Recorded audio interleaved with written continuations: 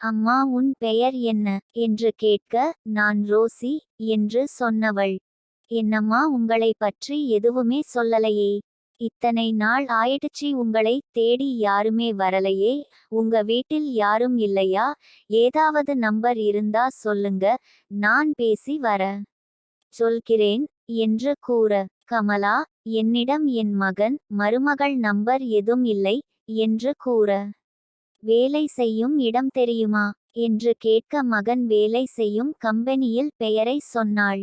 உடனே, சரி நான் கண்டு பிடித்து பேசுகிறேன் என்று கூறிய ரோசிக்கு ஏனோ கமலாம்மாவின் முகத்தில் கவலையைதான் பார்க்க முடிந்தது. அடுத்த 2-3 நாட்களுக்கு ரோசியை காணவில்லை. வேறு ஒரு நர்ஸ் வந்து, டாக்டர் உங்களை டிஸ்சார்ஜ் செய்யலாம் என்று சொல்லி விட்டார்கள், பில் கட்ட உங்கள் வீட்டில் இருந்து யாராயாவது வர சொல்லுங்கள் என்று சொன்னாள். அதற்கு கமலம் தயங்கியபடியே, ரோசி வரலையா என்று கேட்க, இல்ல 2 நாள் லீவு, அவங்க அம்மா இறந்துட்டாங்க என்று சொன்னாள். ஏனோ கமலத்தின் மனம் கனத்தது. 2 நாள் கழித்து பழையபடி ரோசி வந்து இவளை கவனித்தாள். என்னம்மா இப்போது எப்படி இருக்கிறீர்கள்